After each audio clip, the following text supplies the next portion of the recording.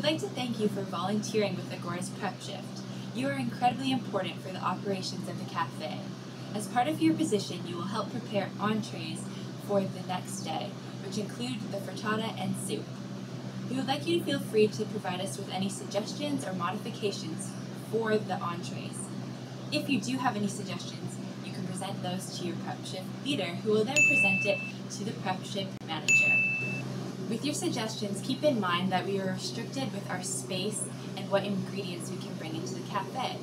As well as if you present any ideas near the end of the term, we may not have time to implement it in this term, but we will definitely consider it for the following term. We hope you enjoy volunteering with us and have fun making some yummy food. Once you're ready to start your shift, you'll be following the recipe that your prep shift leader will have. Or if you're early, you'll be able to find it here. If you're looking for ingredients in your recipe, you can find fresh produce in the lower part of the deli fridge. If you're unable to find it in one section, try all 3 sections before you ask your shift leader. You can also be able to find chopped vegetables if your day shift has been able to pre-prep for you. Additional produce can be found in the blue bins, which are from the farm or the orchard garden, and they can be found located in the front of the cafe or in the back. And any other additional ingredients that you may need may be found on the shelves or in the cupboards, and they're all conveniently labeled for you, so it's easy to find. In the event that some of the ingredients are not in the cafe, we do have 2 locations outside of the cafe which you can find more ingredients. First, you need to take the set of keys, which will open the doors outside the cafe.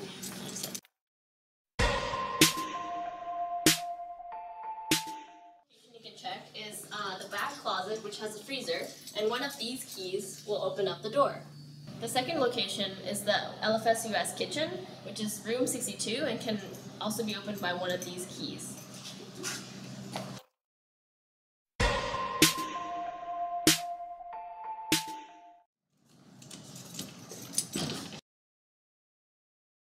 When measuring the ingredients for your recipe, you may need to measure in cups or in milliliters.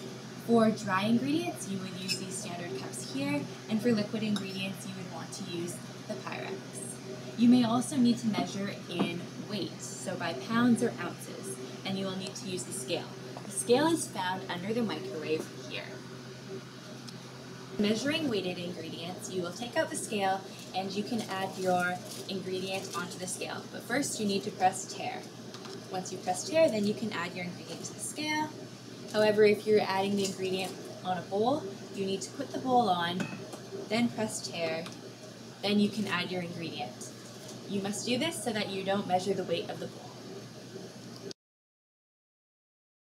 Uh-oh, I see my soup boiling. So, I think it is ready to be cooled down. Or before I do that, I think I'm just going to quickly check it. Alright, 74 degrees. That's the cooking temperature we want to reach. And we want to achieve that. We want our food to maintain that temperature for 15 seconds. So it's ready to be cooled down. To be food safe, we want to avoid our entrees and soup from danger zone. So what is danger zone? So danger zone is a temperature that would allow foodborne pathogens to grow, and we don't want those foodborne pathogens in our food because that's gonna make customers unhappy and we might get in trouble. If you have taken food safe level 1, you might be familiar with these numbers. So 4 degrees and 60 degrees. So those 2 temperatures are the key temperatures to know in a food cooking process. So to avoid danger zone, you want to make sure that the food is cooled down to 4 degrees Celsius within 2 hours. So I'm just going to quickly show you how to quickly cool down soup. First, I'm going to get our water bath ready. So I'm just going to turn on the cold water. And also, if you have ice, then I would also add ice into the water to keep the temperature as low as possible. And secondly, I'm going to grab a cooling one is our back freezer, as you may already know. And I'm just gonna quickly grab our cooling wand. So our cooling wand looks like this. And we want to avoid touching this bottom part because this area is gonna be touching food and we don't want any germs from our hands being transferred to the wand. Alright, so I'm first going to stick the wand in. And then transfer our hot soup into the water bath. Like so. And then I'm going to give it a good stir.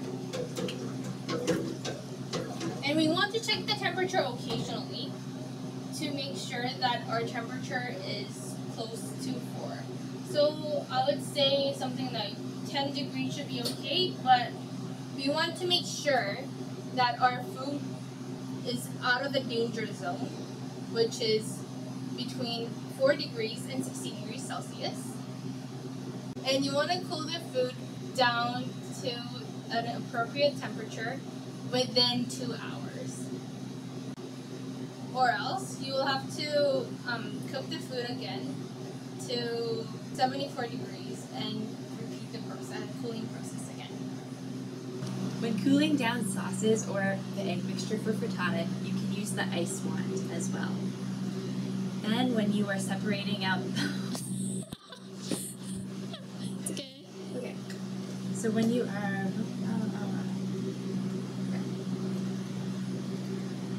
for cooling down sauces or the egg mixture for the frittata, you can use the ice wand as well. When cooling down pasta, you can run the noodles under cold water from the sink. Then when cooling down entrees, it's easier to separate them into their individual pans because that will cool faster.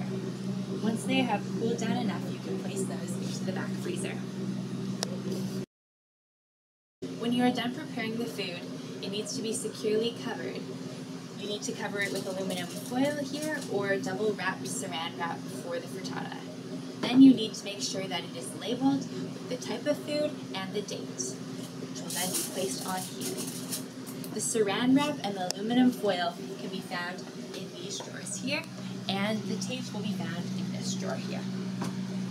When you are done preparing the soup, you can write the name of the soup on the blackboard here, as well as indicating if it is vegan or it has dairy in it. This should also be taken into consideration when you are labeling your food. If any adjustments are made to the recipe, you can write them up and put them on the corkboard over on the side. Once you have finished labeling everything, the entree and the frittata can go in the back freezer, in which they should be stored with the older ones on top so that the day shift knows to take them first. And the soup can be stored on the bottom part of the fridge. Just remember that you need to use the sign-in sheet, which is located at the corkboard. Although on your shift you're not interacting directly with the customer, you are dealing with food, so be sure to follow food safe procedures.